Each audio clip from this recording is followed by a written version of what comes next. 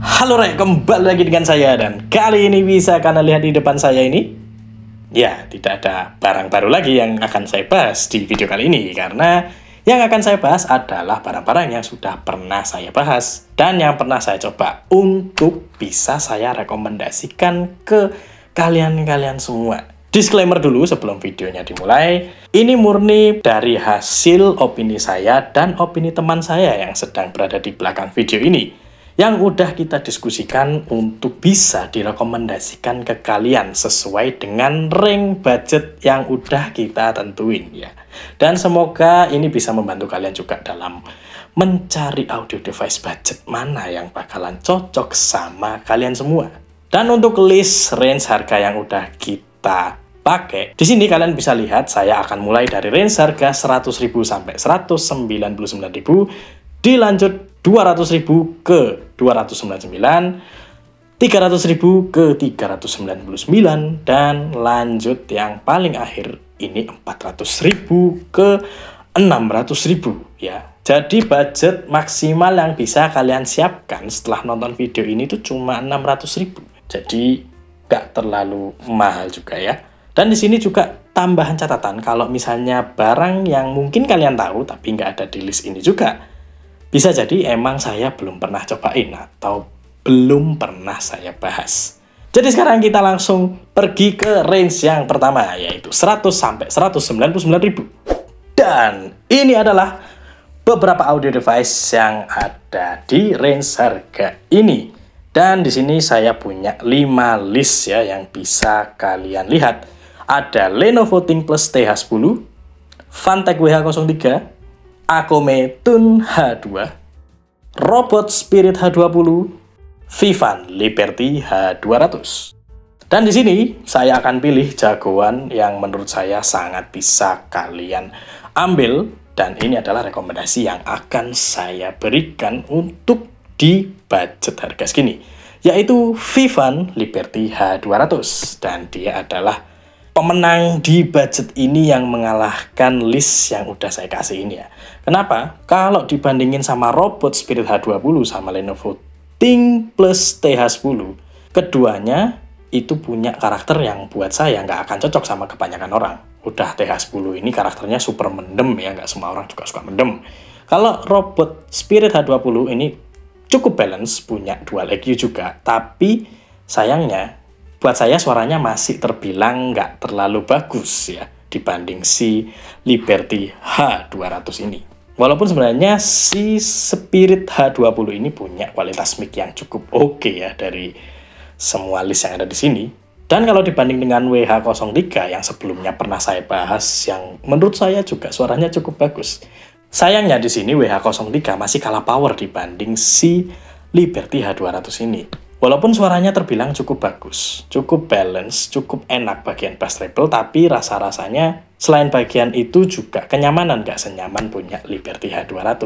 Jadi saya rasa WH03 ini masih kalah. Dan juga Acome Tune H2 ini sebenarnya saya awalnya agak bimbang nih. Jadi waktu diskusi untuk menentukan, karena Acome Tune H2 itu punya kualitas suara yang menurut saya bahkan bisa lebih bagus dari Liberty H200 yang sama-sama punya dual EQ mode, tapi di Acome dieksekusi dengan lebih bagus ya. Buat saya itu benar-benar pengalaman yang cukup baru. Yang bikin dia kalah sama Liberty H200 itu cuma bagian kenyamanannya sama kelengkapan artikulasinya. Sayangnya Acome Tune H2 harus turun level dari H200 karena emang dia cuma bisa default aja. Artikulasinya kurang enak dan kenyamanannya pun juga menurut saya masih kalah jauh dibanding Liberty H200. Jadi Liberty H200 di sini benar-benar mencangkup semua hal-hal yang menurut saya bakalan cocok sama kebanyakan orang di range harga segini ya. Lanjut sekarang kita pindah ke range harga yang kedua, yaitu 200.000 sampai 299.000. Dan inilah list yang bisa saya kasih ke kalian di range harga segini ya. Mungkin nggak sebanyak tadi ya, di sini cuma ada 4 aja barangnya. Dan untuk jagoan saya di range harga segini adalah GT08 Pro. dibanding dengan D03, ya ini jelas kalah telak ya. Karena kenapa? Artikulasi di D03 ini juga cuma tilt sama rotate ear cup-nya aja. Dia nggak bisa di fold, jadi nggak cukup ringkes dibanding JT08 Pro. Di bagian suaranya juga sama.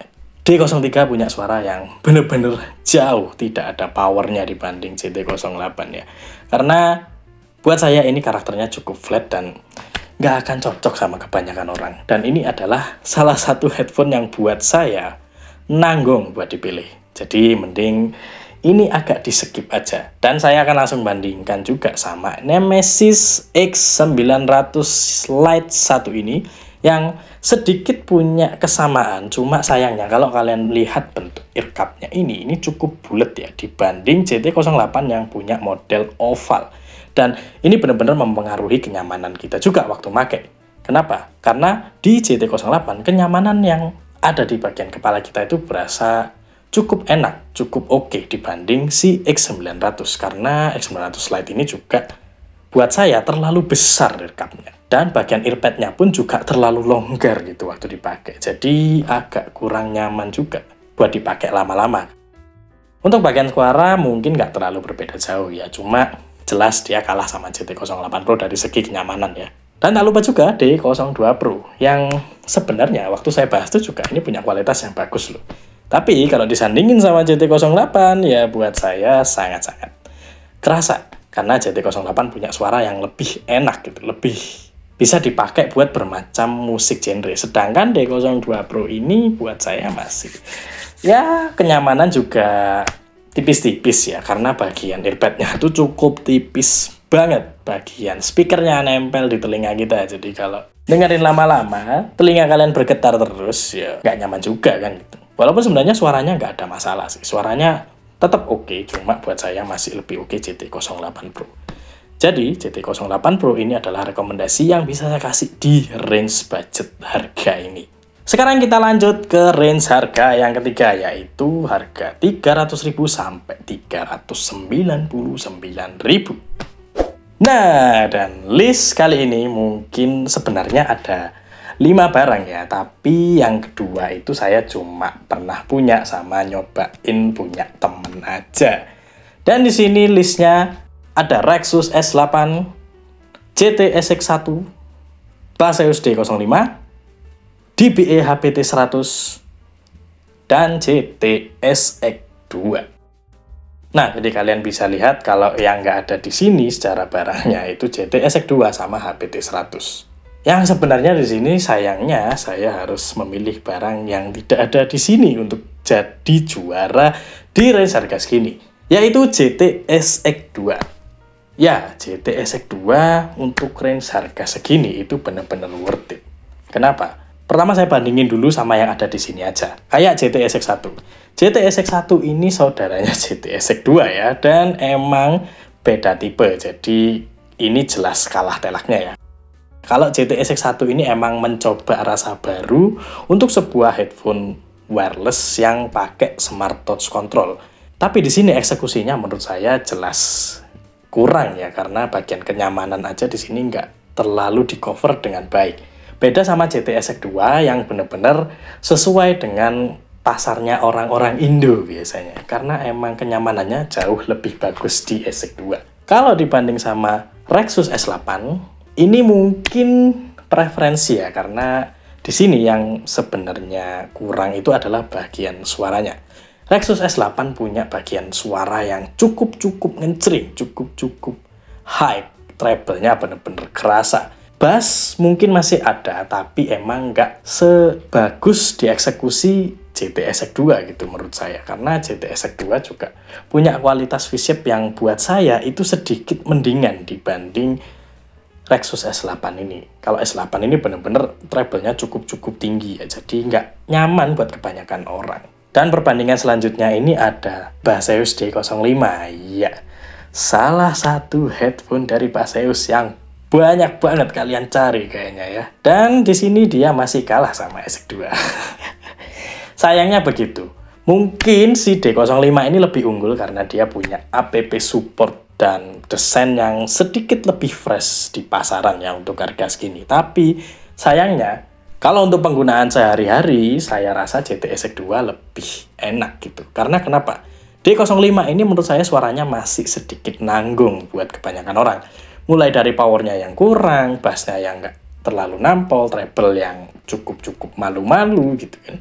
Walaupun detail suaranya bisa lebih bagus dari CX 2, tapi saya rasa nggak terlalu bisa memenuhi kebutuhan banyak orang. Pokoknya D05 ini hanya untuk casualan aja sih. Nggak enak kalau kalian itu orang yang suka musik dengan efek-efek menggelegar gitu. Sekarang nih perbandingan yang sekiranya mungkin buat saya cukup berat ya. HPT 100. DBE HPT 100 ini emang sebuah produk lama dari DBE ya, tapi sampai sekarang pun masih ada beberapa orang yang make dan ngerekomenin ke temen-temennya juga gitu. Dan buat saya HPT 100 ini sebenarnya bisa jadi pemenang, tapi yang bikin dia kalah sama JTX 2 adalah ketersediaan barangnya di pasar. Yang menurut saya bener-bener saat ini kalau mau nyari DBE HPT 100 itu susah banget. Kualitas yang dihasilkan pun sebenarnya juga udah oke banget. Jadi beruntunglah kalian ya yang sudah punya HPT 100 duluan gitu. Sekarang nyarinya susahnya minta ampun. Dan alternatif yang bisa kalian cari di harga segini itu cuma JTX 2 yang menurut saya juga udah cukup bagus banget dan memenuhi kebutuhan yang mungkin all-rounded ya. Dan ditambah lagi JTX 2 punya ANC dan transparency di harga segini loh. Dan itu buat saya udah fitur yang nice to have banget. Nah, sekarang kita akan lanjut ke kategori harga yang mungkin kalian juga pada cari-cari ya.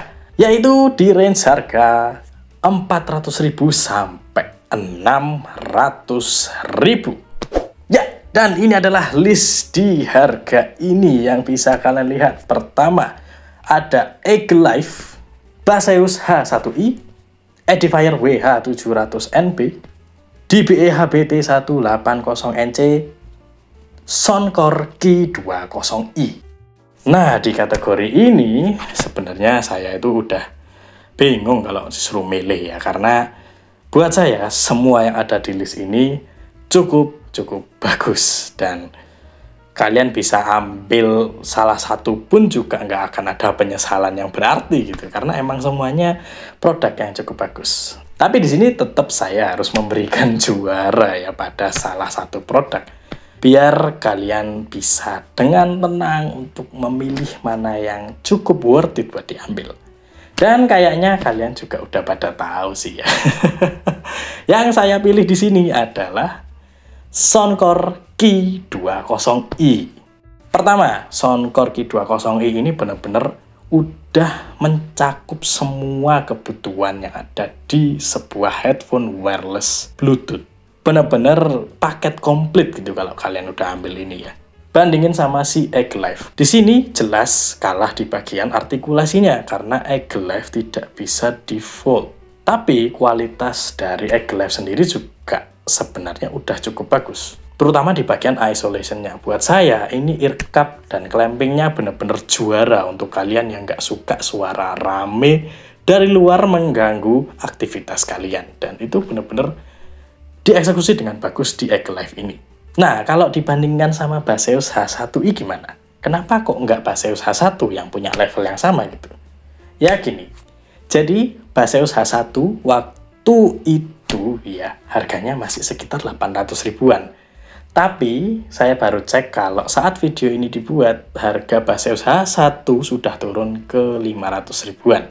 Karena mungkin ini juga faktor dari umur dan beberapa pesaingnya yang punya fitur yang sama dan harganya juga ada di budget segini gitu. Jadi rasanya sebenarnya nggak adil ya bandingin H1i, tapi karena saya udah pernah nyobain H1 walaupun cuma sebentar dipinjemi ya. Dan sebenarnya nggak jauh beda sama H1i ini ya. Cuma bedanya kalau H1 bassnya lebih dapet aja gitu.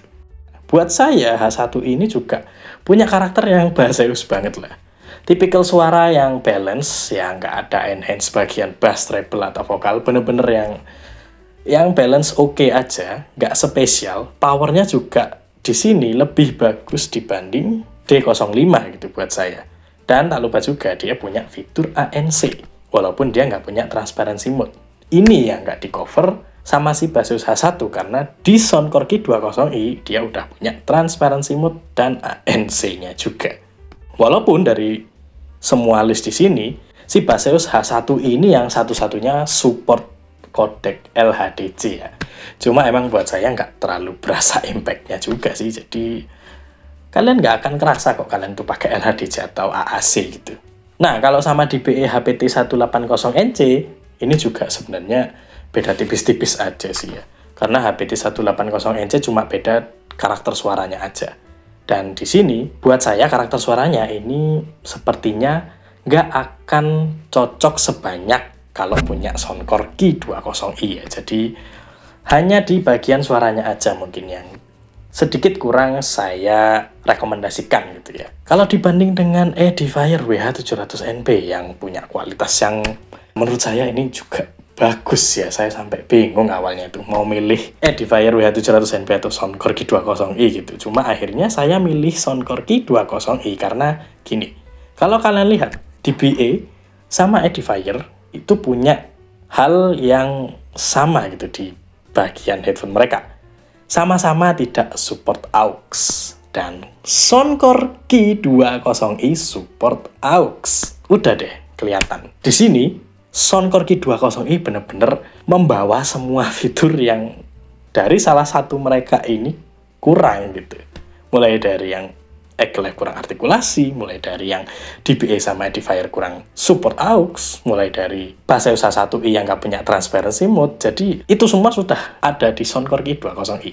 Dan bagusnya suara Soundcore Q20i ini juga semuanya benar-benar bisa diajak bermain macam musik genre gitu. Ya, jadi itu adalah rekomendasi-rekomendasi yang bisa saya kasih ke kalian.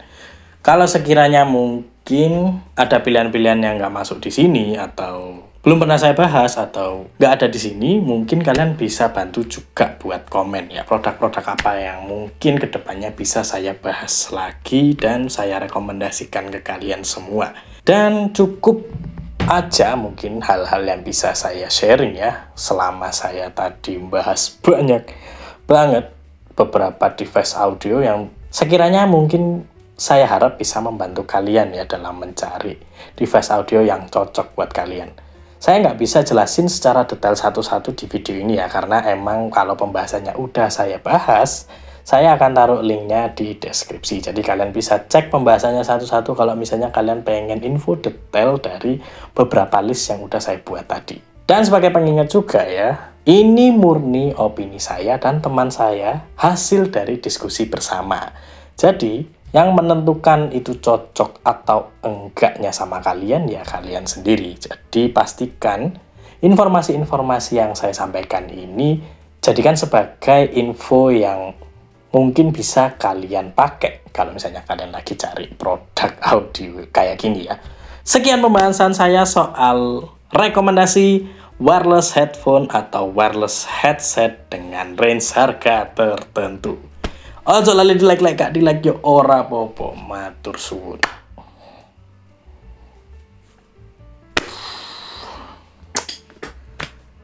Cukup bingung memilih rekomendasi yang cocok untuk banyak orang ya.